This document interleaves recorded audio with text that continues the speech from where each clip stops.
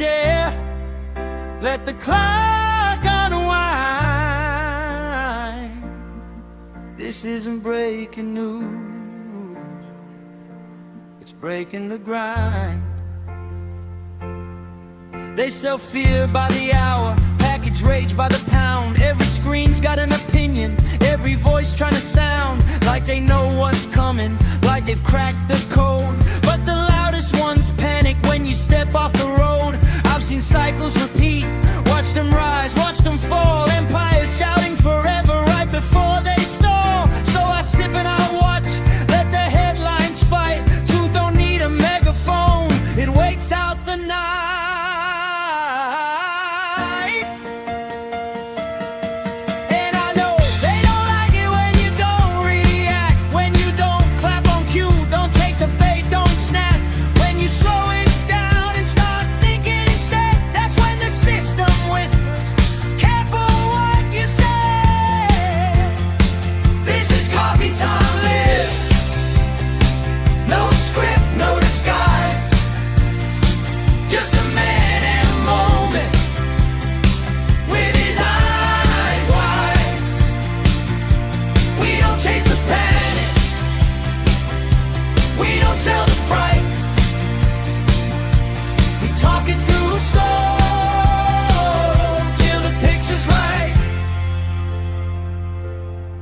They want speed, they want fire, they want sides, they want lines, they want heroes and villains every damn time.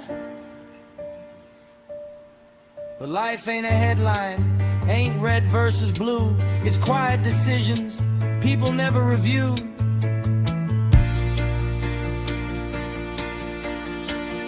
Yeah, yeah, they want me.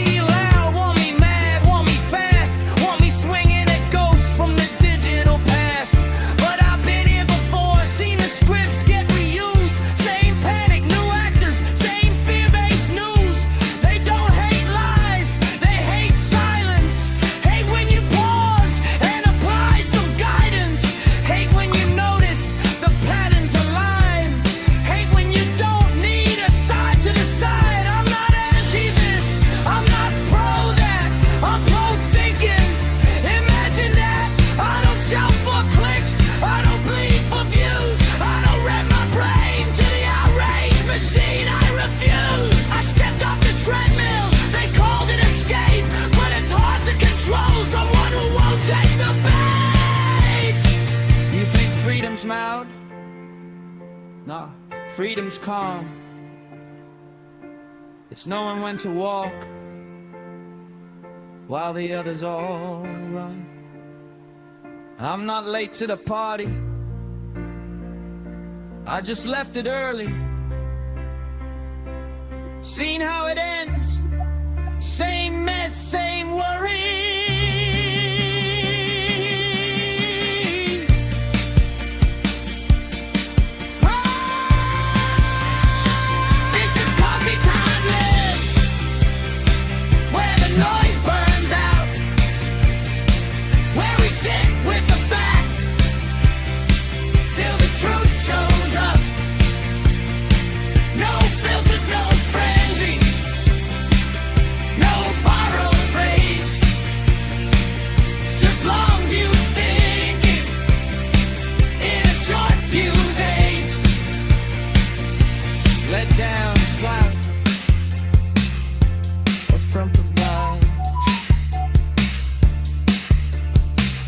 Take a breath, let the cup cool down.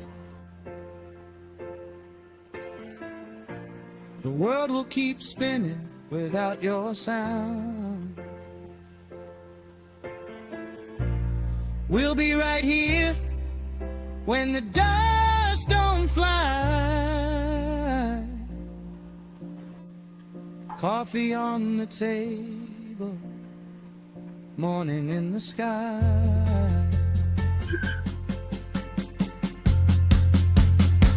This is coffee time, live. No need to run. We'll talk again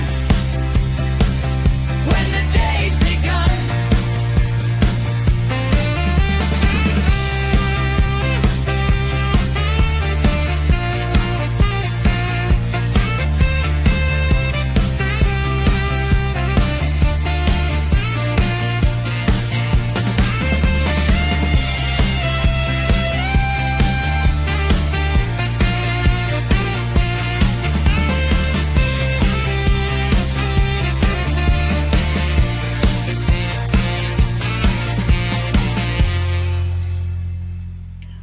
Welcome back to the channel and welcome to another disaster at Coffee Time Live here in Quindío, Colombia, Armenia specifically.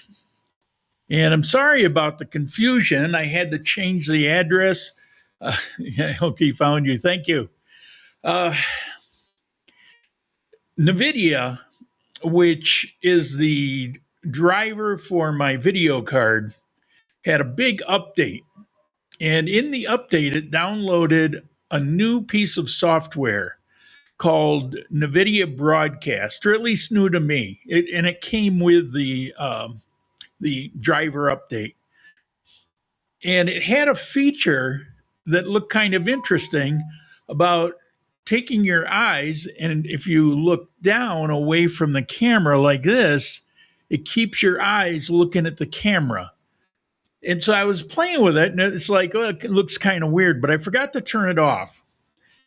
And it corrupted a video I did earlier this week, Friday, I think, where it just came across as all black. It didn't show the camera on a really good story, which you might want to take a look at. It's this one.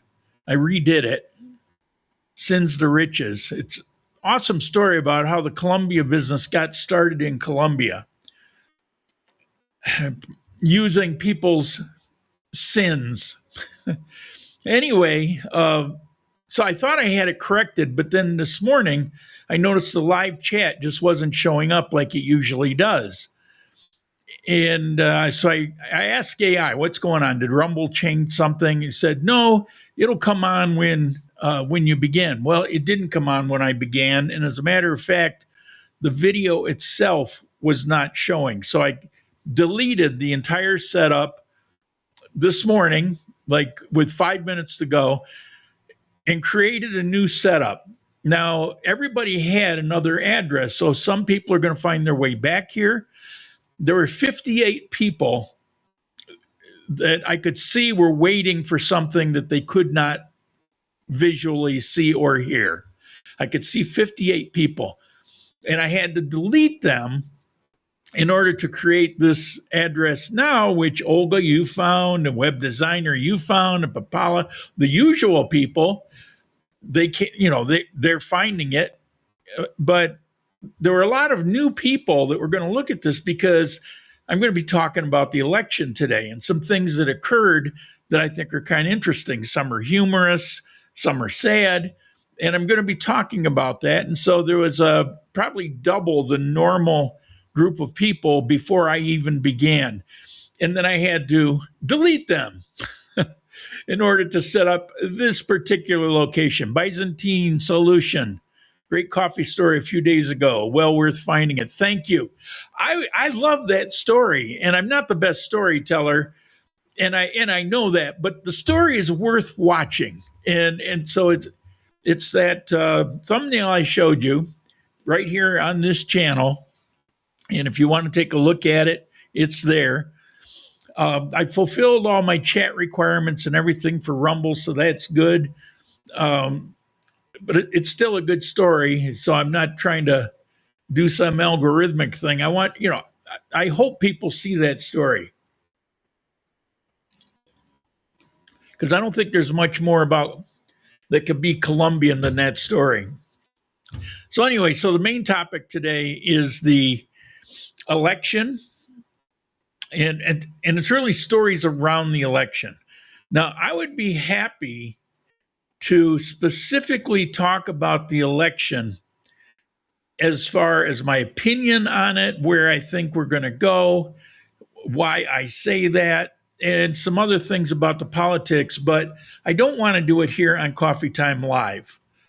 It's too much of a public channel, and whenever you give your opinion on something like politics, it can become very divisive and get people angry and all of that. And I'm not here to, I never really go much into it. Occasionally, if something's really blatant, I'll say something, because even people that lean in a certain direction recognize stupidity, and so I'll talk about it occasionally. But I would love to be able to talk about it And I would even do it on a, maybe my Sane in Columbia channel, my personal channel, if anybody's really interested in watching that, but not today. If you want to see that, I could do it tomorrow or Tuesday. Just let me know. If I get more than 10 people that are interested in seeing that, then I will do it Monday or Tuesday and give you a real take on specific things about what I think about this election, what I think it's going to do, how it will specifically apply to expats or the future of expats, and why there's an issue in this country that really needs to be addressed. But again, it's not for coffee time, at least not today. All right. So that addresses where I was, why you had to find me somewhere else. I've only got half the people here. Like I say, it's a real shame, but that's the way it goes. Software will do that to you. Okay. So Mike was going to come on today and talk about his move to Panama and what he thinks about it. I gave him a call this week, like I mentioned in, I think, the last coffee time. I hadn't talked to him in quite a while, so I gave him a call and we talked for an hour or so. It was very nice to catch up. It was very interesting, his take on Panama and some of his future plans. So I invited him to come on because a lot of people know him or even know of him through coffee time. So, but he couldn't. He's invited. He was going to, but then he was invited to a dinner or a lunch with some people, and so he's going to do that. And he let me know ahead of time, and he said he'd like to come on next week. So instead of me telling you what's going on in his life and some interesting things about his move, and even would he do it again and things like that, I guess we tentatively planning for next week. Okay, so what's next? Let's do some news headlines. I got a bunch of news headlines. I'll see if I can get through them and then get to the aftermath of the election. And the aftermath of the election, it may go on for a while. So today may run past our usual about an hour, but we'll see. We'll see how it goes. All right. First news story. Fire hydrants in Armenia are being flushed to ensure drinking water and prepare for potential effects of El Nino. They're trying to flush out all the pipes because they think that if the water level drops in the system, bacteria might form and stuff like that, which I think is, personally, I think it's kind of crazy. Although it is a tried and true practice to do flush the system every so often, related to El Nino or not. I mean, so I can't complain that they're doing it. It's just the reason they put in a newspaper was, come on. But the reason I mention it as a headline, if you live here and you're seeing hydrants look like somebody opened them up and walked away or whatever, it's not the case. It's intentional. We got tons of water, like almost always, excess water. So this doesn't cost anything. Bobson, good morning, young man. Yes, I certainly feel that way. I was so wrapped up in the glitch this morning, I didn't get to make my tea and honey, and I'm already feeling it. Apparently, it did work for me. Mr. William Hutch, how you doing? Good man, very good man. Not the bogus real estate guy. Don't confuse them. Same name, completely different person, completely different type of person. Okay, next headline. This one's actually in Bogota. Natalie, woman found dead inside a suitcase in a hotel, and 2 foreigners are key to the investigation. So here's a lady, and the middle is the entrance to the hotel room, which I don't know what point that is. And then on the left side is the suitcase partially open. So on the 7th of June, she rented a room in a hotel in Bogota. She extended to the 7th, she rented it. She extended it, I think, to the 11th, but that may or may not be accurate. But she extended it.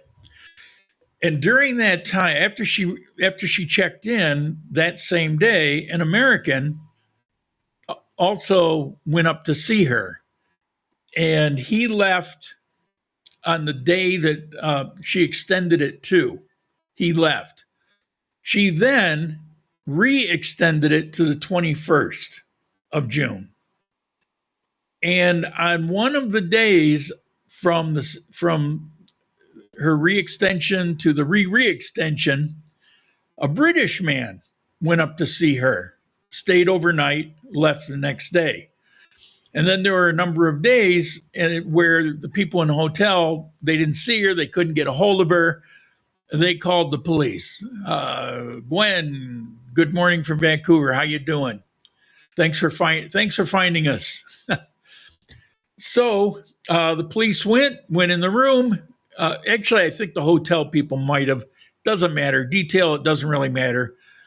People went in and they found her body stuffed in a suitcase. So now they're trying to find these 2 foreign guys. Now, you would think that the first guy is clear since the second guy went there and stayed overnight. And if the first guy had killed her and stuffed her in a suitcase, the second guy might have noticed that. Or maybe not. And maybe he figured, well, I'll just lay down here. I'm kind of tired. And he fell asleep, woke up the next morning, said, well, she never showed up, and left. Who knows? I mean, anything's possible. I just thought it was kind of a weird story. And because on the headline, it's talking about foreigners, and because there's a somewhat growing issue about foreigners and meeting up with Colombian women, I thought I would just make you aware of it. There were 3 headlines about women who had been killed by Colombian men over jealousy or different things, crimes of passion, essentially. But I guess that doesn't play into it. It's always, it's like the foreigner. But okay, next one. This is a big story, and it headlined in newspapers all over Colombia because I guess rightfully so. They're very proud of this. Road Warrior NC, Buenos Dias from North Carolina, my old stomping grounds. How are you? And again, thanks for finding our hidden channel today. Authorities highlight exemplary behavior of Armenians during the second round of the presidential election.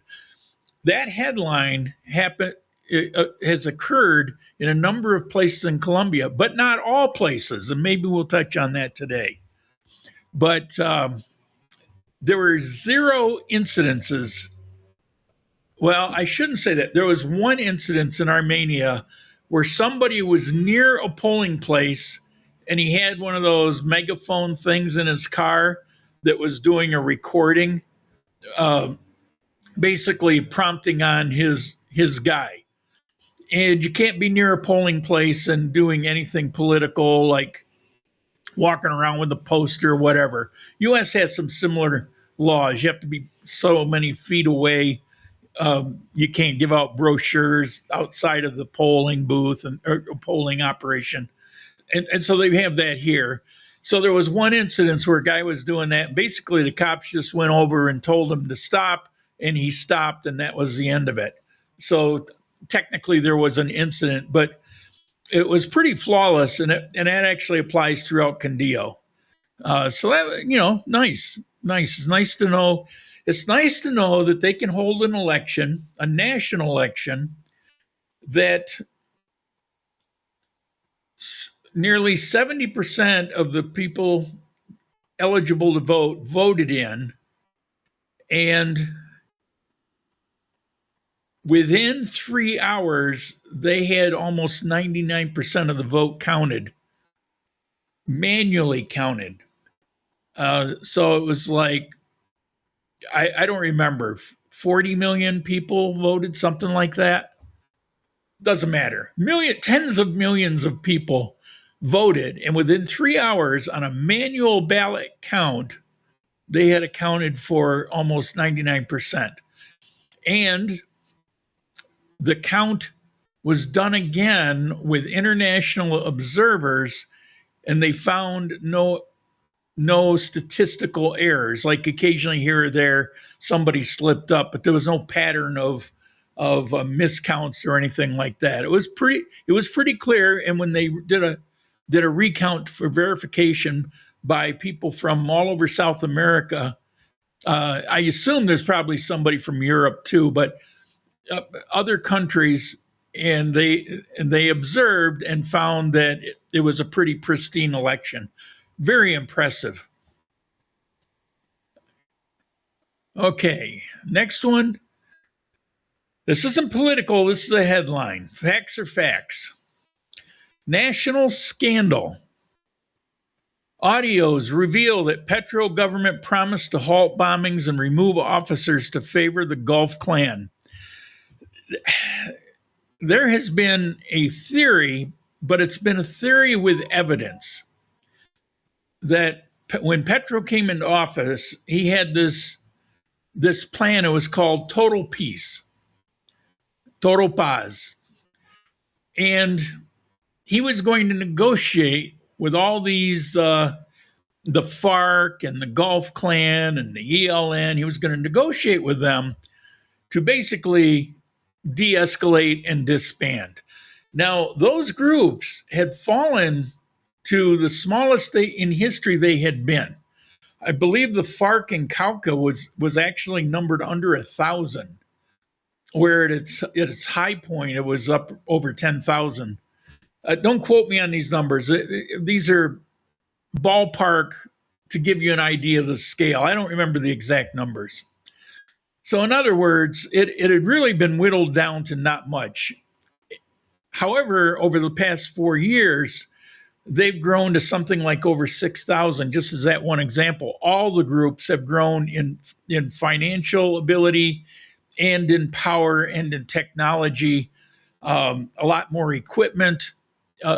And so this Total Peace thing obviously wasn't working. So what makes this a national scandal is that yet once again, some covert audios that took place in one of the meetings with the Gulf Clan did some pretty insidious things. It basically offered up without anything back, say, we're gonna stop putting pressure on you. We're not gonna bomb you anymore. We're not going to have intelligence officers infiltrate you anymore like we have in the past. We're going to back off completely. Now, we'd like you to behave, but we're going to leave you alone. And that's the vacuum that everything grew. But this was caught on audio. But the worst part of it was a promise to reveal particular names in the police or the military that were against this plan and that were making plans to move against them in any way. So in other words, anybody who's not doing what we tell them is leave the criminals alone, we're going to tell you who they are. Yeah, so you can imagine what kind of outrage is over that. And it's not the first time. The last one, after 3 years, the last incident of a recording talking about buying the votes and stuff, it's only just now showing up in the court system, now that it doesn't matter. But I've talked about that in the past, explained why that happens here. Okay, this one, there's if you read social media, you'll see this. There's an ongoing argument right now. Yes, this happens. No, this didn't. I'll give you one instance as an example of why people are saying this happened. It's called the gun vote. And it's talking about certain areas like where the FARC are, where the ELN, in those areas,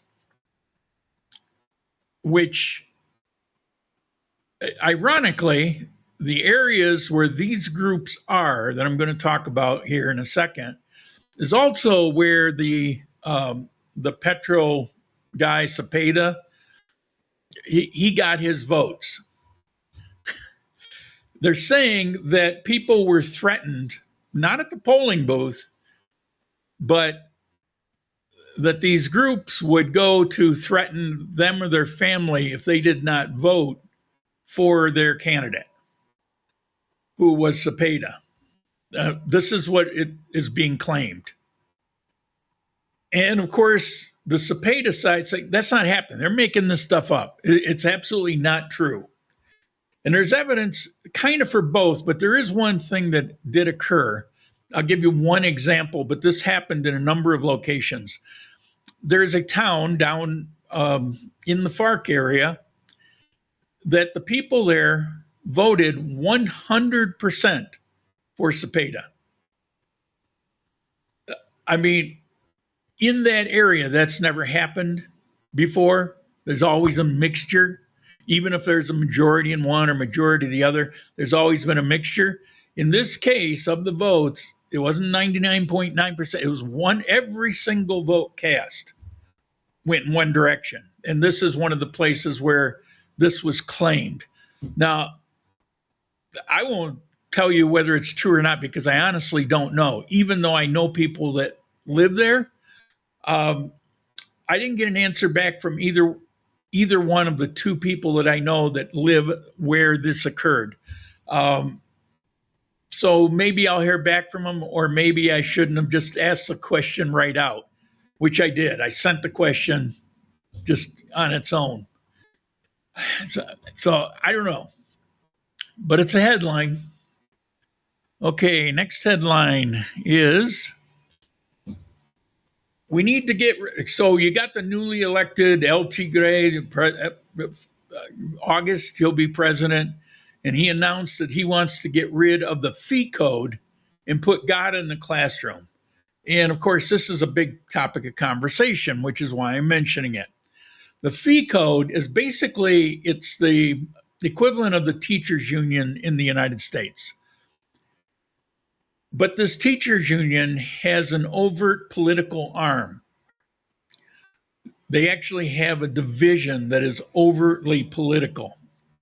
So it's a little bit different. But they position themselves as being for students and all of that, but they have this aspect to it. Therefore, you're seeing a certain ideology being taught in the grade schools and high schools and universities. And this fee code covers that span. So the new president's saying, we're tired of that. Doesn't need to be political, that these things should be apolitical. Okay, that sounds great. But then he threw in there, but also put God back in the classroom. Now, that would have been popular 10 years ago. But today, you've got, 60-some% are following the Catholic, or are claim to be Catholic, but maybe half of them are actually practicing. Where when I lived back here some years ago, it was 90% were actually practicing Catholics. I mean, everybody was religious. I went with a group of people. We walked by every church that we would walk by in our escapades. They would have to, cross themselves because they were just so Catholic. It was so ingrained in them. And that's been fading away. So now something that never would have been controversial has become controversial, where probably half of the population thinks, oh, no, we don't want that. We don't want to go back to that.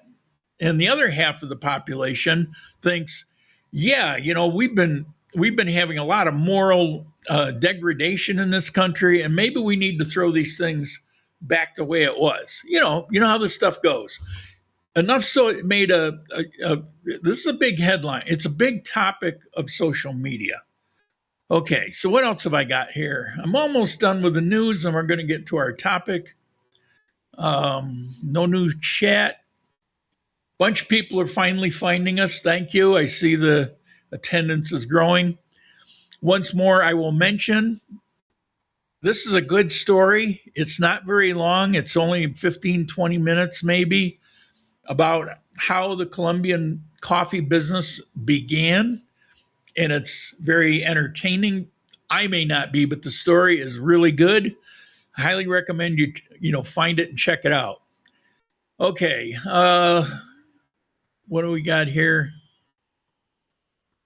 Oh yeah, this is a local conversation that I've actually been seeing in social media for 2-3 years.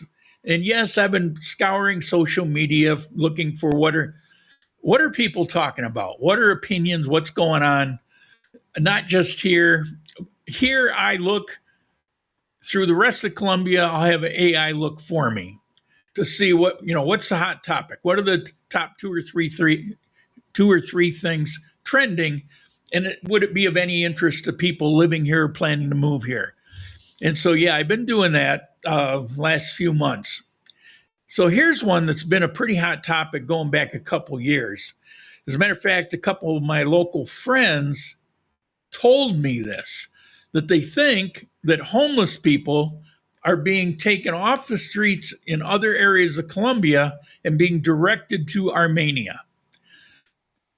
I think there's a bit of paranoia to that. But this story, it says that,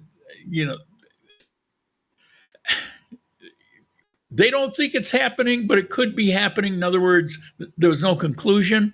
But what was interesting was there's enough talk about it that they decided to look at how they've been questioning the homeless people to get information. And in the past, they've just been saying, where are you from? We're from Armenia. Okay, and so the argument about these people are from other places in Colombia doesn't really hold up, because the vast majority will say they're either from Venezuela or they're from right here in Armenia. Except this has been going on to the point where they've decided to go back and kind of expand that. Where were you born? And when did you come to Armenia? And they're finding out that most of these people have been here for maybe 2 or 3 years, that initially claim they're Armenians. They've been here for 2 or 3 years. And then the interesting part, which is the reason I probably wanted to tell you about this, is that they ask, why did you come to Armenia? Were you sent here? Were you paid to come here? Like that. And they heard the same thing over and over and over again. We heard about this, and we came and we found it to be true, that the people in Armenia, if you tell them that you'll keep an eye on your store, or you'll clean up in front of your store, or various things, that they'll feed you and treat you nice, and they won't report you. And so sleeping outside of their store is a good way to exist, because people in Armenia are very kind. Which reminds me of some things that Mike and I were having a conversation about. So hopefully next week he'll come on and he can expound on that. Okay, so there's that. And I guess we can go to our topic. AirSlide, this live session does not appear on Rumble. I'm here because, it's on Rumble. It's just a different address. There's actually a permanent live address. I'm going to see if I can, when I post different places where this is going to occur ahead of time, I always give the specific address, but there is a live address that never changes. Maybe I can come up with it right now.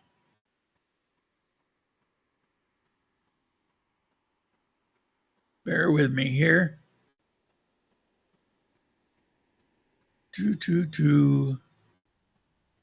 I'm coming.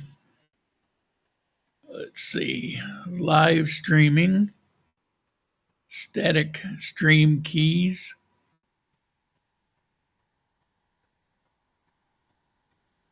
Yeah, it's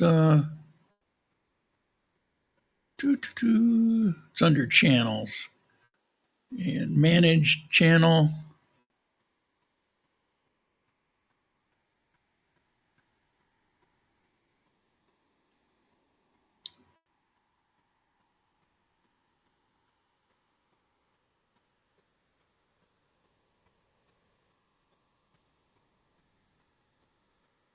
There we go. I believe that's the address that every week it will always be at that as long as it's a Coffee Time Live that we're talking about. I think. I probably shouldn't have taken the time to look that up because I just kind of grabbed it and it's something like that. Anyway, it's rumble.com/c/ and it says Coffee Time Live. Now, whether there's dashes in there or something, it may not be. I've been wondering for a while if you heard anything about how Turtle is doing these days. No, Turtle's mad at me ever since he put in chat something. I was talking about something, I think related to how the exchange rate is made up. And he put in chat something that Grok said about it that was contradictory, which is fine. I don't mind contradiction, but I knew the reason he got that information. It's because he asked Grok and did no follow up, and you actually have to dig deeper. Otherwise, it will give you, instead of giving you a correct answer, it will give you a consensus answer. In other words, it'll give you popular opinion, but it won't give you truth or facts. And that's with all of them. And some are better than others, but there's a method to override it. And I had the version that actually went to the facts. And I knew that, and I knew what he did because I'd already talked to him about, some AI things. I knew that. So I mentioned that. I said, well, I get why you did that, but you have to question. He got mad that I said that. Now, I didn't rip on him, but he got upset with me. And he blocked me on everything. And I haven't heard from him since. It doesn't surprise me because 6-7 years ago, he thought something had occurred that never occurred. And he didn't ask me about it or anything. It didn't even have to do with me. But he got angry with me and blocked me. So I was kind of bewildered for about 2 years until somebody told me that he had talked to Turtle and Turtle said XYZ. And I said, well, but I was aware of that, but it had nothing to do with me. I'm surprised he thinks that. If he thinks about it, he would realize that it, was nothing to do with me. I wasn't involved in it. So anyway, he's a loner like me, and he's not going to put up with any crap. And if he has the opinion that something slighted him or whatever, then he'll just cut off all ties. And I tend to be somewhat like that, except I didn't slight him on the thing. And I asked a couple of people that I knew afterwards, that I know well, who were in the chat, and I said, did you take anything away from that where it was negative, or was I overbearing, or did I insult or whatever? No, you were just explaining how that works. Yeah, well, that's what I thought I was doing. So no, sadly, I haven't heard anything about him. I've been concerned about him because of some health issues, but I also respect the fact if he's going to take the effort to block me on our conversations and on our Facebook page, other places, I'm not going to override that and give him a call on his telephone or something. I mean, it's like if he changes his mind, then, I'll talk to him. So I don't know if anybody knows. I'd like to know he's okay, but I don't really know. I don't know what's going on with him. Okay. So much for all that. So should we get on to the main topic? Hopefully my voice will hold up. I got some notes here because there's a lot, and I don't know if I can remember it all. So I've got some notes that I posted up right here So we'll see how it goes. All right. More people. Thanks for finding us. All right. So now the election is over, at least the voting part of it. The rest is just beginning, but we're entering the exact phase that always follows a major historical event. And this was the candidates, they've made their big sweeping speeches, and I would be happy to address that at another time. The supporters are out there either celebrating or complaining, depending entirely on which side of the fence they're on. It's the most divided I've ever seen an election in Colombia. Behind the scenes, you already know the lawyers are warming up their engines, getting ready for the inevitable recount battles. Now, we've already gone through them, and you'd think that'd be the end of it, but Cepeda's team, last I knew, was trying to do a law, what do you call it? A legal force legally to do yet another recount. Air slide, problematic that even in one types in Grand Columbia Coffee Time Live, you only see past live sessions.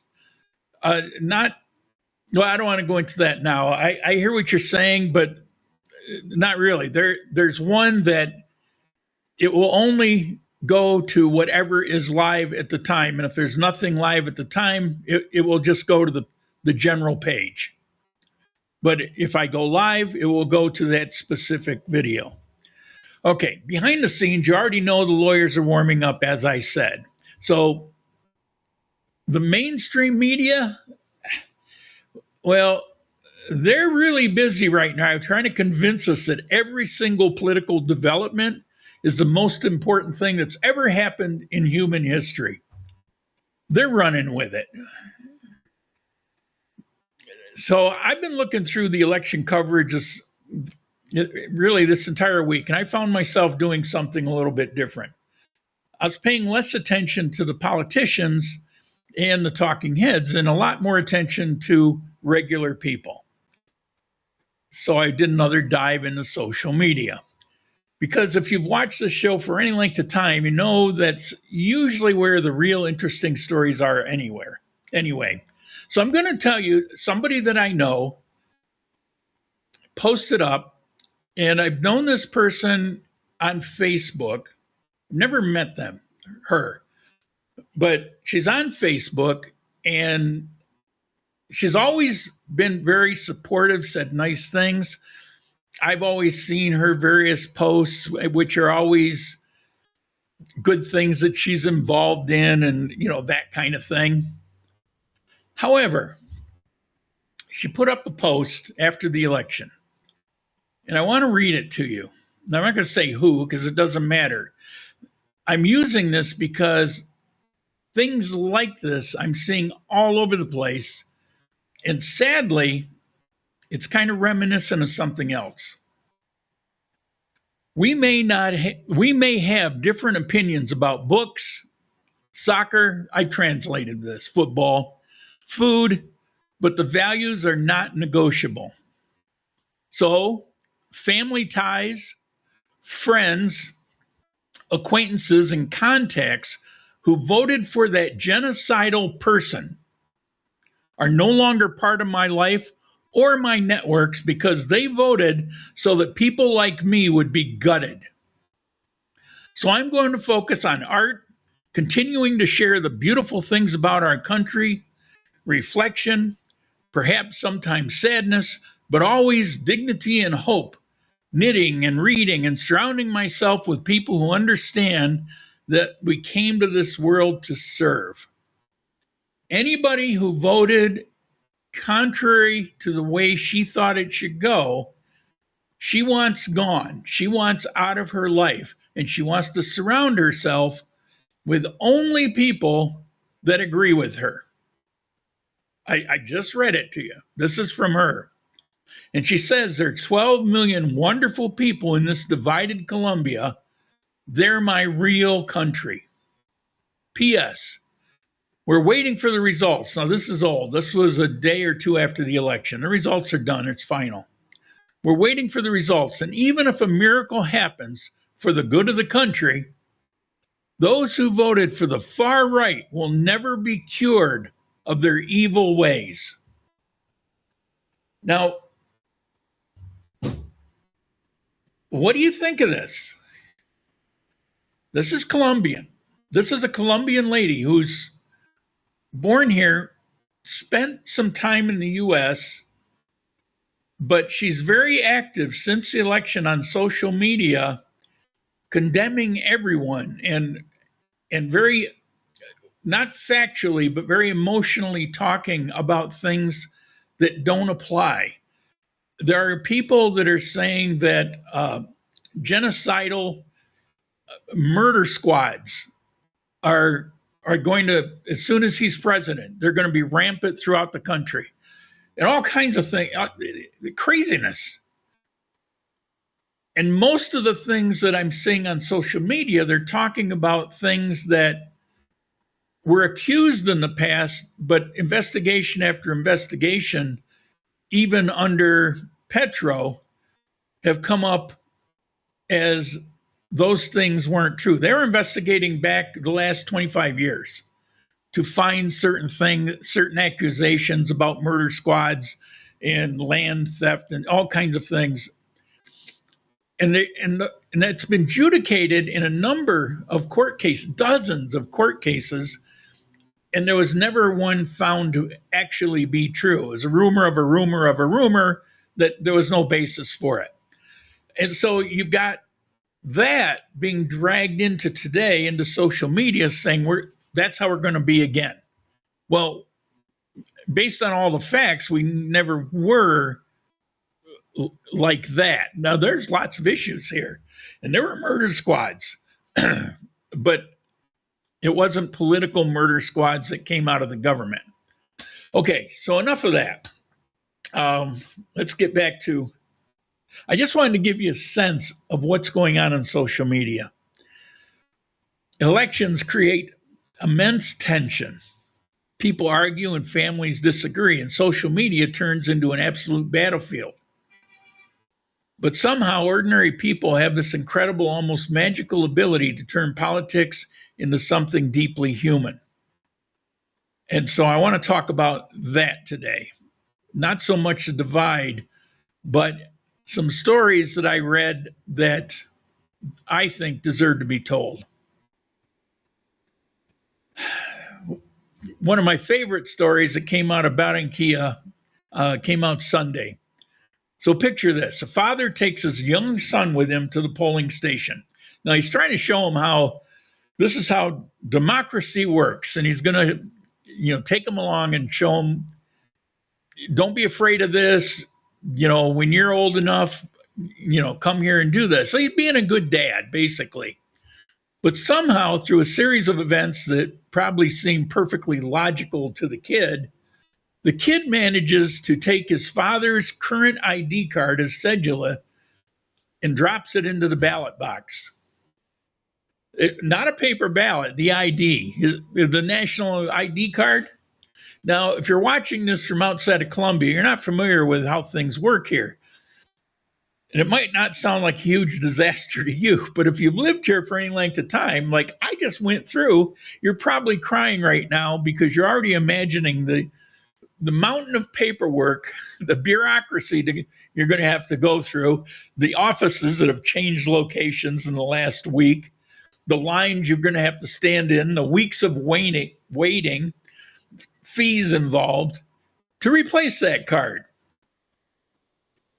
I can only imagine the look of pure, unadulterated horror on that poor guy's face the exact second he realized what his kid just did. The box is sealed. You can't open it up. It's a voting box. So this little video clip that somebody had taken went viral on TikTok and Twitter. People were joking that the kid somehow voted before his father. Others said democracy had officially claimed the man's identity. There were all kinds of jokes about it, that if you're Colombian, might be funny outside. Maybe it wasn't so funny, but it was one of those perfect moments that absolutely had nothing to do with politics and everything to do with real life. The entire election became background scenery, and suddenly the story just was about a father and a child and a problem that neither of them expected to face when they woke up that morning. It was refreshing to see a story that wasn't fighting about the politics. And then, if that wasn't enough, I, I come across another story that might even be more uniquely Colombian. Apparently, a group of people decided they didn't need expensive, high tech polling data. This was, I think, the week before the election. No, it was just before the primary election. They decided to predict the outcome of the entire presidential election using a turtle. Now, I'm not making things up. You can look for this, and I actually verified it with a second story. I saw it on social media. I found a news story. So this is completely real. They set up a space and they laid out photos. This is in the barrio. They laid out photos of the presidential candidates, the lady who ran, El Tigre, and Cepeda. And they placed, in front of those three, they placed little piles of food. Now, it was the same food right in front of the pictures. And then they released the turtle to see which candidate it would select. And there were videos of this. And people were cheering and they're howling. People were following this thing online because it took a while and it was being live streamed. It was like it was an official Gallup poll. Like people had vested interest in how this came out. There was a lot of excitement.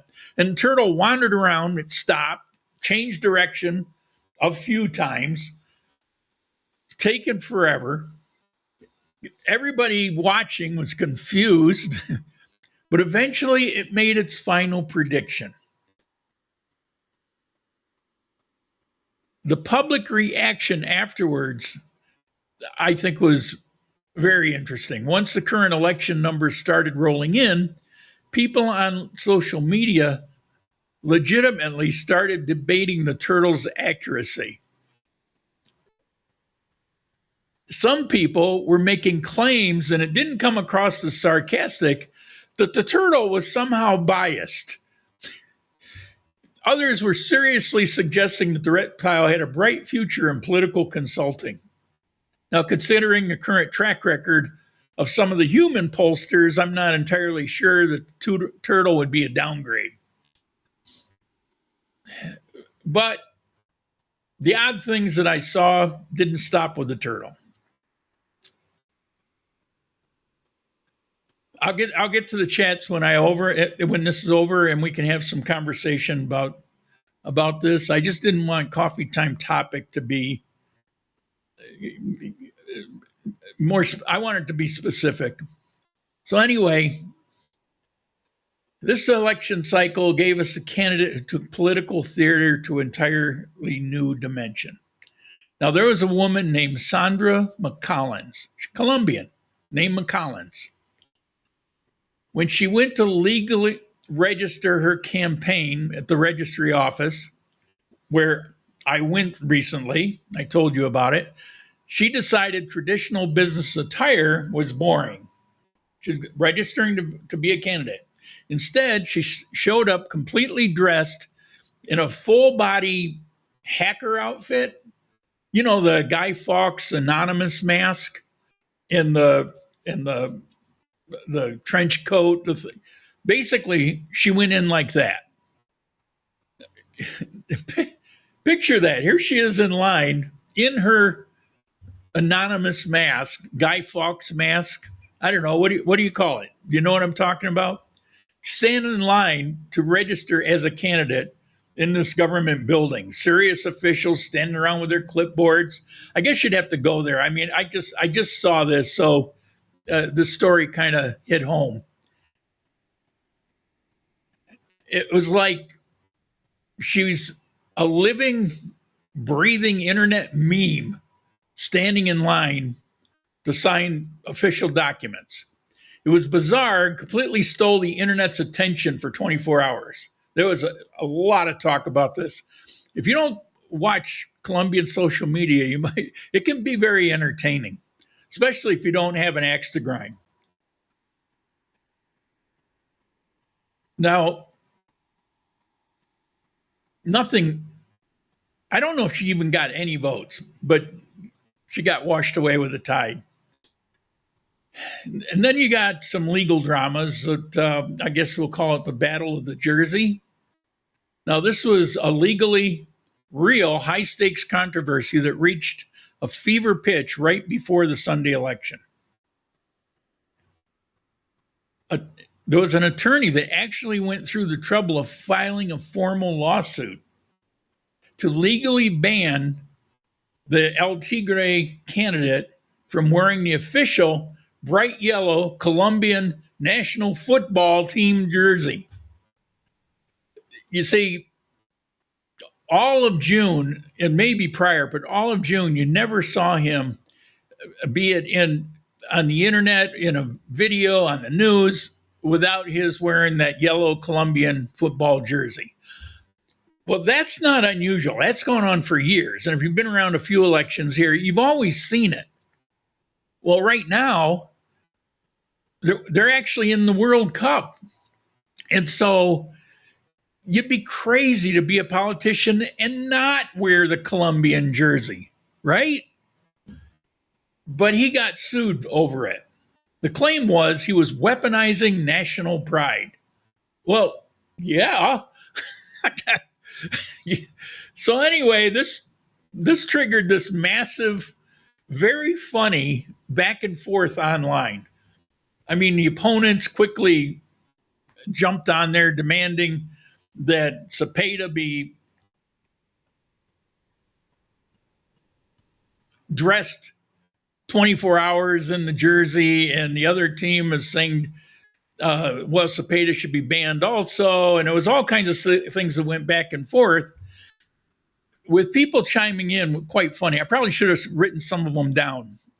Anyway, El Tigre went on record boldly declaring to the media that he would gladly defy any court ban and face whatever legal consequences came his way because of his absolute unbreakable love for the team. So he got a windfall. The lawsuit kind of backfired because, if anything, he played it just right and got people to laugh and be on his side, even if they didn't want to vote for him. But anyway, let's move to something a little bit different, because for some of us, maybe it hits a little closer to home. So the diaspora, in other words, the Colombian expat community, Colombians living in Spain and in the United States and all over the world. Now, if you ever doubted the current power of the vote from abroad, in other words, your vote for US or England, wherever you're from, you should listen to what I'm going to say. This election was a total, absolute nail biter. There may be reasons for that. It may come out in the future. Doesn't matter. It's done. It's over with. But it was decided by less than 1% of the vote. It went pretty well one-sided for a while, but then as we got closer to the end, it really leveled off, and it was headed in a different direction, but all the votes came in and just, fell a little bit short. That 1% was roughly about 250,000 votes is what was the separation between victory from defeat. 250,000 votes. And guess who mathematically swung the entire election? It was a massive record-breaking emergence of Colombians living abroad. Specifically, the massive turnouts in Spain, United States. Their single-day turnout effectively chose the next president of the republic.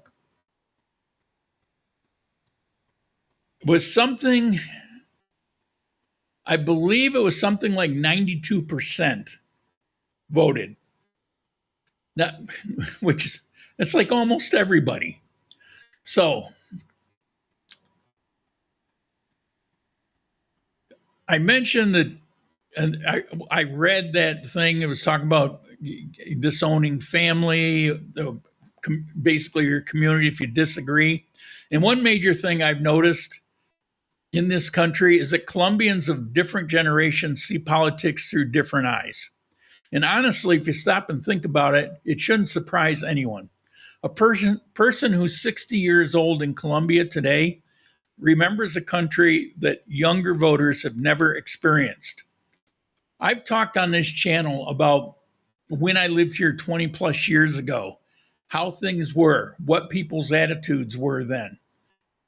And then when I moved here around 9 years ago from Ecuador, and how I've seen, and it continues, how I've seen it change, and how on this channel, I've interviewed some people in university a number of times, and their views of what Colombia was like historically and the views that they hold today. And the views that they hold today essentially come from what they're learning in university. But when I was talking to them, I mentioned some things about when I lived here, and they were completely unaware of what life was like then. So I found that fascinating because families are close. And well, didn't your parents or your grandparents ever talk about this? And I heard this over and over again. Well, yeah, but that's what they say. We're learning the real history in the university. And so that divide comes across in the election. It's come across in this election. Older people remember the dark years when security concerns weren't just theoretical debate. It wasn't imagining that there were death squads. This was back in the time, well, my ex-wife, she was kidnapped by the FARC and held for an entire weekend at gunpoint along with another school teacher. That was real. I mean, that was not unusual. Back when I was living in Pereira, I was shot at. It's life was tough back then. The unemployment rate right now, it's running under 20%. It's 15%. I haven't looked recently, maybe 13%. No, actually, I think it's even less than that. I think it's under 10% right now. When I lived here a couple decades ago, the unemployment rate was well over 50% of the entire population. Well, if you take into account children and the people that can't work, that meant there were few people that held real jobs. I mean, it was crazy back then. And so it was so common to have random guerrilla roadblocks on major highways, not just isolated down in Cauca, but everywhere. Here, it was dangerous to drive to Armenia. Once you got in Armenia, it was okay. But there were certain roads that we would not take on the weekends when I would come out to visit Armenia because you could vanish. There were entire geographic regions in this country that ordinary people simply avoided if they wanted to stay alive. I don't just mean me. I mean Colombians. And their political opinions weren't formed in a comfortable university classroom. And they certainly weren't formed scrolling through social media. Their worldviews were forged by fire, by physically living through those incredibly difficult years where starvation was the norm. It was the reason that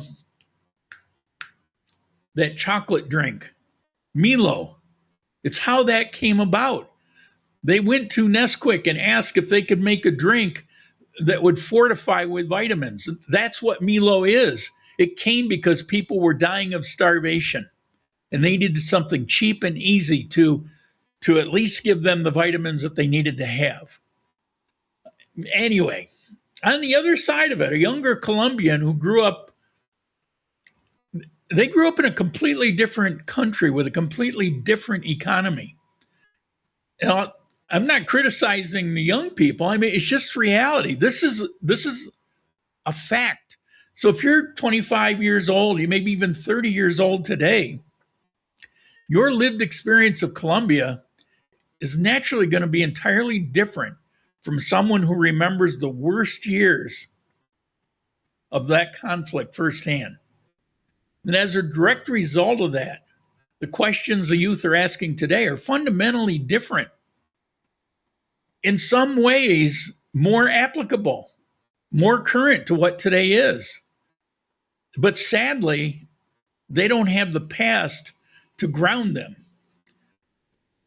Older voters are frequently understandably focused on preserving stability, protecting the economy, avoiding anything that could be a catastrophic structural mistake. Massive change can be dangerous.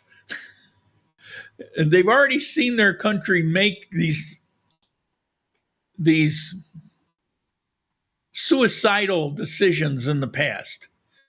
Younger voters are much more likely to focus on rapid change, social opportunity, and solving deep-seated issues that they believe still exist in modern society. And just like the young, just like me, I mean, I'm sad to say that I grew up, school influenced me. I remember having a long argument. When I say long, I mean not long in hours, but in weeks, with my mother over the Soviet Union. Because I had a teacher who was very influential. She's the one that invited many of us in her class to go to her apartment and smoke weed.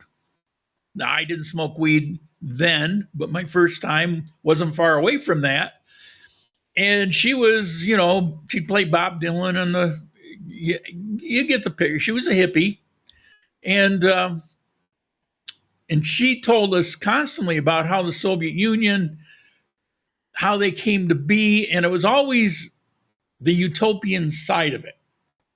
And so I'm hearing this stuff, and I'm thinking, well, that sounds great, what they're trying to achieve. I mean, who wouldn't want to live in such an ultimately fair society like that? So I go home, argue with my mother, but she's talking about goddamn commies. She's taking the John Birch view of it, and that communism should be outlawed and like that. And I'm arguing with her. She just misunderstands. Time has gone on. She just doesn't see it how it is. And if anybody asked me, I was a socialist and like that.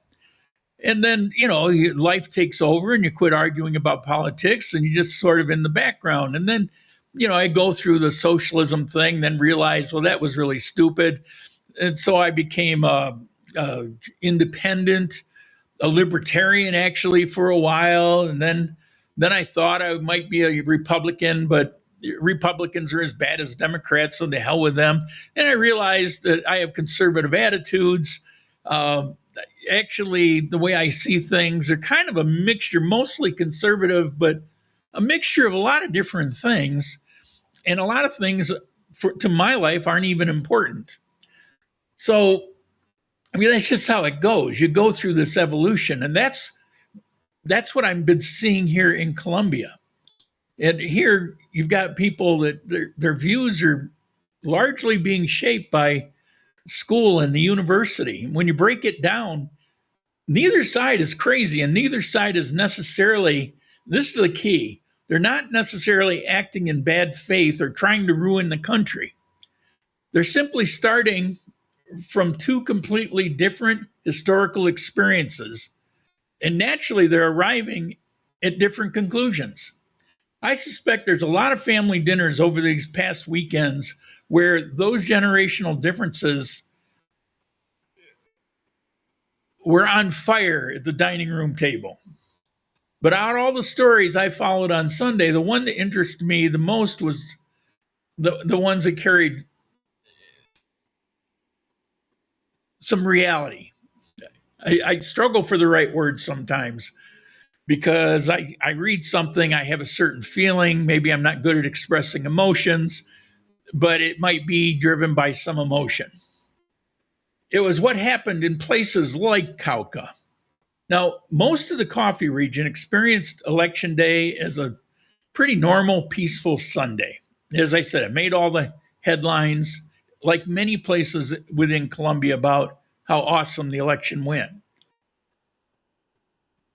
But there's maybe more political conversations at the local cafe. People are paying closer attention to the news. But beyond that, life has been pretty smooth. But the parts of Cauca that they were dealing with something very different. They're still living in a very harsh reality there. I mean, I've told you about it here in the past. It still exists. People are still being killed. That department is not being run by the Colombian government. It's being run by criminals. You need passes. You need permission to do certain things. It's difficult, as you saw with Sharik, to escape, to get out of there. So leading up to Sunday, there were intense security concerns. There were explicit threats. There were reports of localized violence or threats of it. There were, I will say to their credit, massive additional military deployments in entire municipalities where the national authorities, they classified as high risk zones and got extra attention. Yet despite of all that dread, the people still showed up. They stood in line and they voted. I think it's incredibly easy to overlook when you're watching certain election coverage from the total comfort of Armenia and you see vote totals flashing on the screen and everything's good and it's comfortable and it went well. And you look at the colored maps and percentages, you see all that kind of stuff. But those individual farmers in places like Cauca or small shop owner, or even the local school teacher or retiree who gets up early in the morning, decides that participating in the future of the country still matters, even when it's dangerous. Whatever your personal politics happen to be, that level of civic courage is worth respecting. There was a number of reports of people that would get up the day before because they lived, well, let me first say, there were 400 additional voting stations set up in the cities all over Colombia. In the cities. However, throughout the rural area of Colombia, there were a total of 140 new ones. Many, many more miles separation and far less than in the city where you're just a bus ride away from one.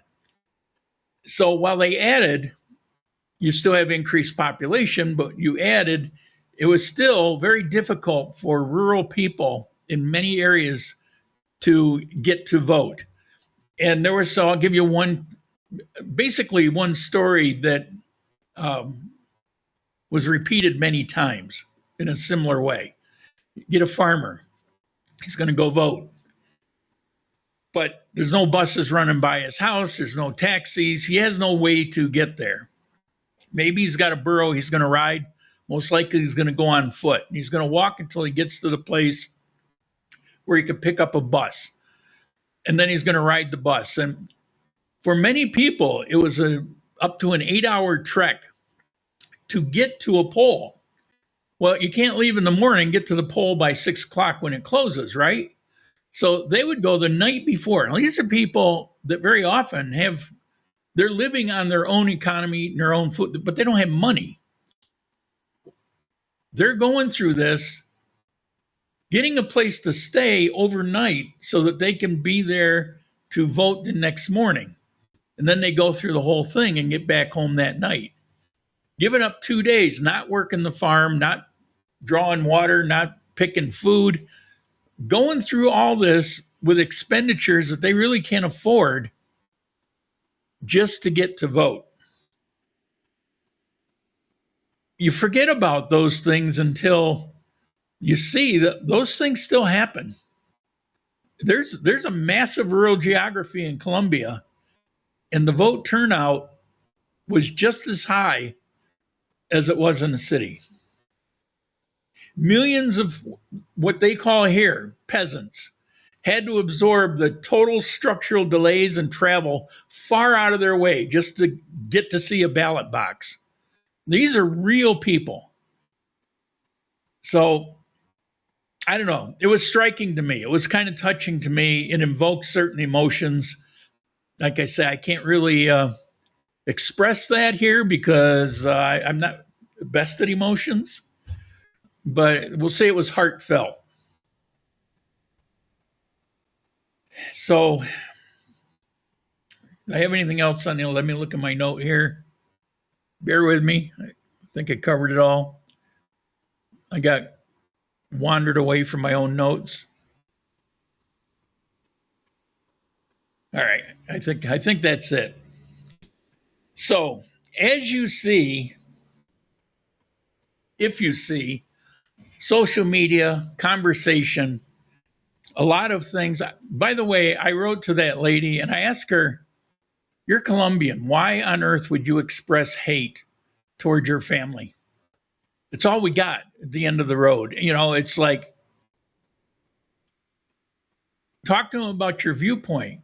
Don't cut them off. Don't lose your family. You can disagree, but you should take a different stand on this. And she wrote back once and kind of reframed it a little bit, and and let it drop. So it was like she kind of leans that way, but she never took the post down. And I'm looking at that for a Colombian. That's about the most hateful thing you'll see, but you're seeing them all over the place. Just keep in mind that despite how the election went, whatever did or didn't occur to affect votes and all of that, despite all of that, the election's done, they got a president. And what it boils down to is the people that are raising hell about it are really a very small amount. And sadly, it looks like they've caught a disease that's not just in the US. It's something that we've seen in our lifetime in the last decade or two building throughout the world. It's in Australia. It's in Europe. It's in England. We're seeing it all over the place. And it didn't used to be like this. People are being weaponized. This isn't coming out by accident. I don't believe this lady is like that, but something has weaponized her to the point where she's willing to be that non-Colombian, anti-Colombian. I even saw some posts about people leaving the country. So it's sad, but you got to keep in mind that the vast majority of Colombians see it the same way. It's crazy. It's just craziness. It's not worth that. Let's go to work tomorrow. So that's my election aftermath coverage. I don't know. Was I being overindulgent? Was I telling you things that I found interesting that maybe you didn't? I don't know. It was an election. Yeah, it was an election. You got a winner. He's got a platform. As a matter of fact, I posted up his platform. Plus, I took the time because I was asked, "Hey, what's this new guy? What's his? What did he run on? How is this going to affect us?" So I put on my Facebook page his official platform with all the bullet points. But then I also did some digging, 3 days worth, to find all his main promises through all his campaigning. And he made it somewhat easy because he would focus on certain things at each campaign speech. And so that definitely helped. He didn't blend all in. Well, anyway, so I put on that post his promises and his platform. And I thought it was pretty fascinating. And I posted it up. And of course, I got one person to chime in talking about death squads are returning and, this and that. And it's like, well, okay, I get that you're like that, but it has nothing to do with this post.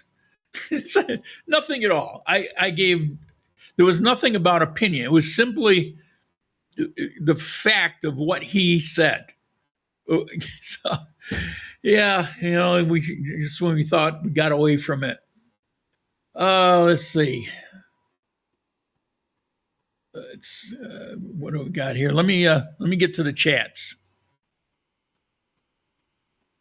Here we go. Me too. I did a bit of search on his something well, and it looks like he's very skilled in that, are and well respected in the business community in the country. I didn't catch all that, but I think you're talking about El Tigre because he's very respected by the business community. That's true. That had a lot to do with his backers.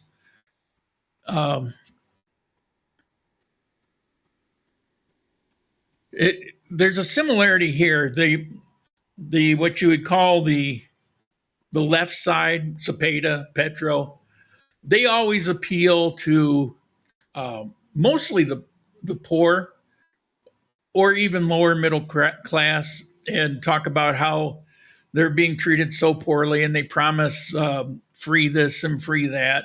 And, it's like we're for the people and all of that. And then you have everybody else who runs in the middle or on the right. I'm not even sure. There's blends. It's hard to even say hard right or middle or whatever. It's easy to say left because they basically run as socialists. But then you have people that you would think they're on the left, but they're really kind of in the middle.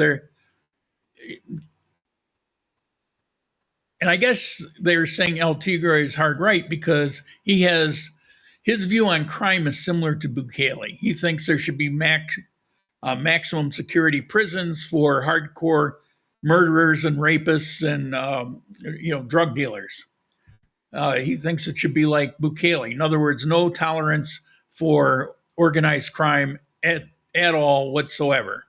If you're part of organized crime, you're going away. And Cepeda's side thought that was extreme and it was horrible, and we're going back to the years of Plan Colombia. Now, Plan Colombia was back around Uribe's time, and it was actually, I lived here during that time, and it was a massive change in Colombia. It withered away those criminal organizations to almost extinction. But they're back stronger than ever now. Okay, what else we got here? Here in the States, we're working on letting people vote with their TV remote while sitting in their Barco lounger. Okay. Preferring to watch your blog on our large screen TV. I agree. If you're watching on the phone, you're missing out. I find myself wondering how far out of the box I'm going to be required to go to enter the website you provided for us. Not at all. I have Rumble on my TV. I can go in at any time without a problem. If I want to watch this after the fact, I can watch it. If I turn it on during the live, I've done that. I actually put it on my because I was trying to track down. I got several working TVs here, so I could put it on my TV that I watch regularly. So I put on the Rumble app, and I'll put it on my upcoming live, which you can find. So I'll put it on there. And then I will look, because when I log off, it will still play for another 15 or 20 seconds because there's a delay. So I'll go out and I'll take a look, and it's there. It played all the way through without a problem. I'll put on the other TV. I've played with this over time because people will tell me they're having trouble with the Rumble app. I've never had trouble with the Rumble app. On my phone, on a laptop, on TV screen, on my desktop. I've talked to a number of people. As a matter of fact, you've got dozens of people that come on every week that have no problem with their Rumble app. No problem getting into it. The most of what you'll see is people say, well, they've never done it before and they're signing up into it, so they're a little confused. Plus, I have the channel Grand Colombia, but within that channel, I've got Sane in Colombia, I've got Coffee Time Live. And so I've got two channels within the channel. And that can be confusing. But once you understand, it's no big deal. It's what it is. So first time, because YouTube doesn't do that, you have to open a new channel distinct and separate from every other one. Rumble is actually what YouTubers have asked for forever. Why can't I just have a channel for me and then put sub channels, however many I want to have, but have it all in one place so I don't have to have all these separate logins and leave one, sign out of one, go into another. For me, it's all one channel, one sign in. It's very simple. And it's what YouTubers always wanted to do. So for us, it's a plus. But if you've never seen it, then it's like, well, why does it do that? Oh, okay. And then after that, you don't have a problem. I don't have a problem with the Rumble app on my TV. I have a problem getting the live sessions on my TV. Yeah, I don't understand because I don't. I've talked to other people, not recently, although day before yesterday, I ran Rumble in the bedroom by accident. I put something on to look for something, and I walked away and forgot about it. And 2 hours later, I went back and it was still playing, but that wasn't live. But in the past, when I've had people saying, well, the Rumble app is problematic. So I asked a few people I knew that, it's like, well, what trouble did you have? Well, I didn't have any trouble. What trouble did you? I didn't have any trouble. I didn't have any trouble.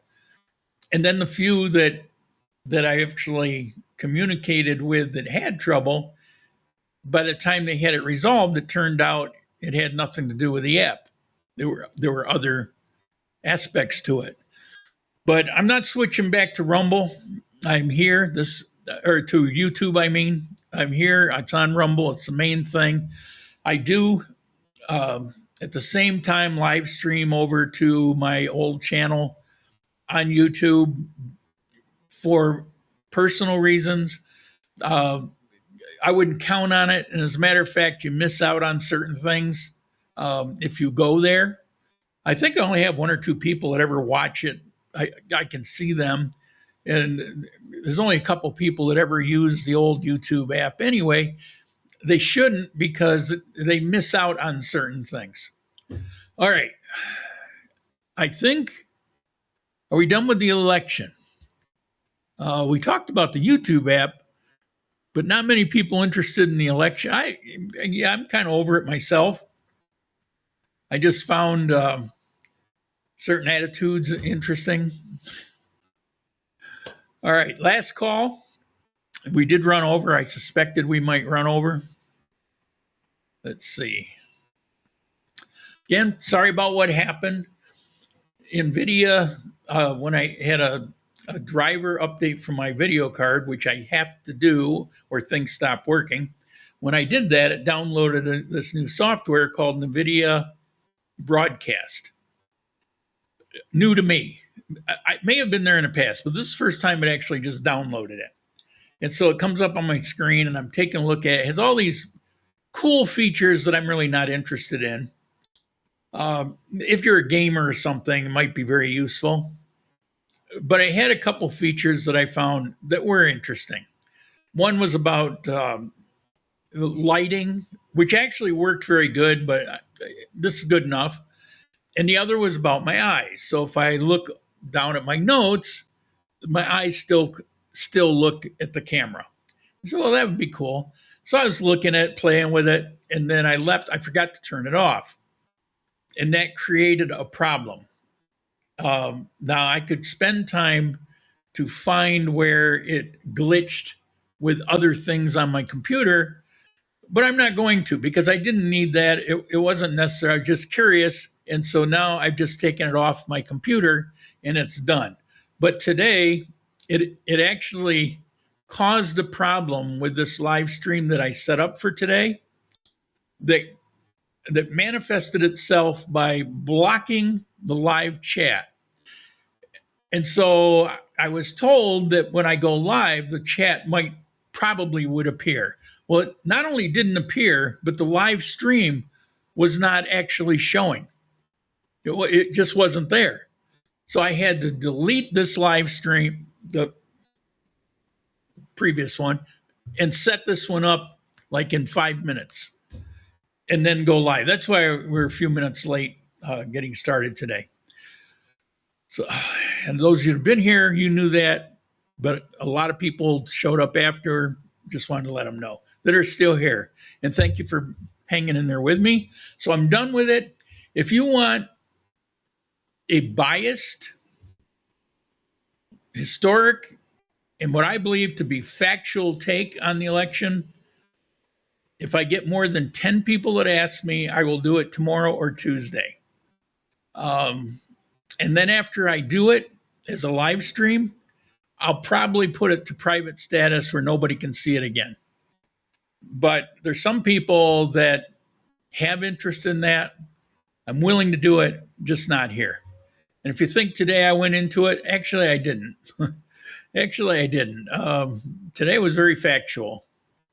Notifications via the little bell seem to be possible too.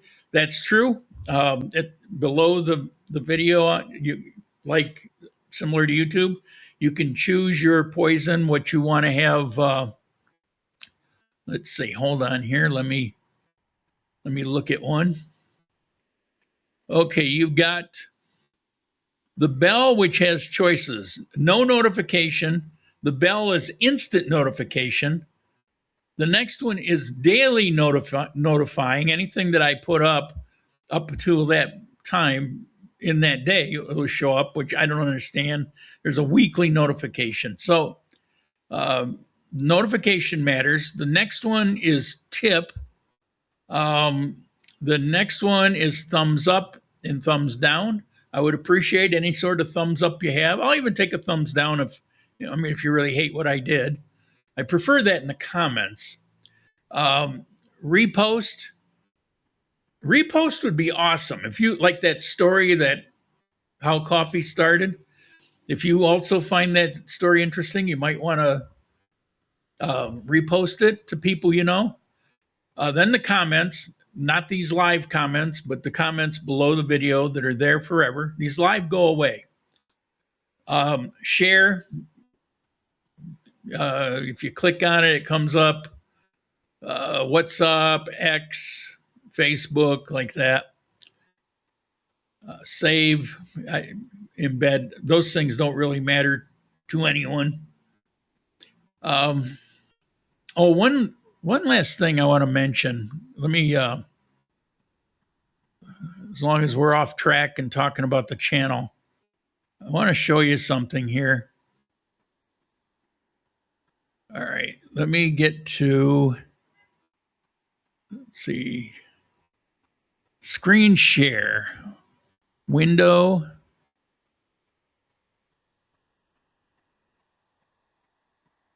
Where is it? Chrome tab. Stats and analytics, that's it. Here we go, share. And let me put it on the screen. Bear with me. There we go. And let me turn off the screen chat. So what I want to show you here is, if you look right here, this black area says tip jar, view activity. That's for me. Open wallet, that's for me. Share. This right here, tip jar. There's a code here,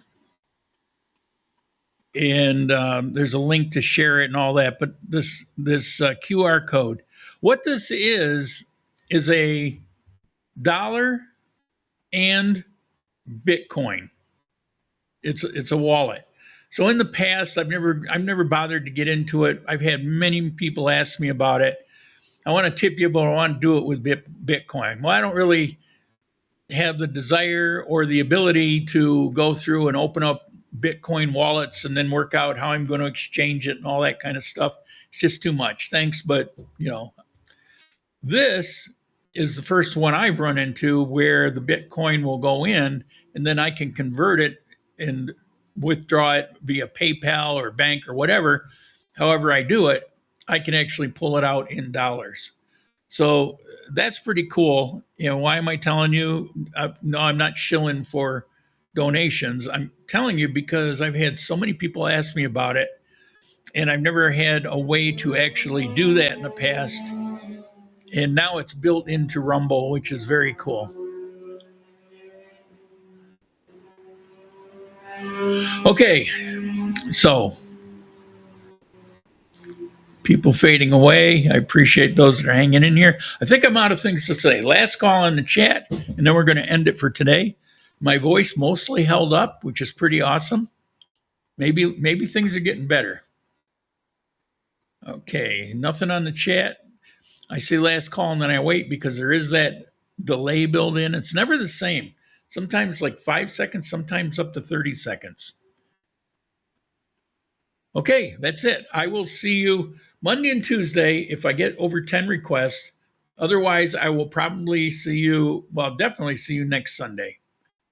And as always, if you have any requests, any topic you want to hear about, anything in particular you want to know, feel free to write me and I will build it into next week's coffee time. Ciao.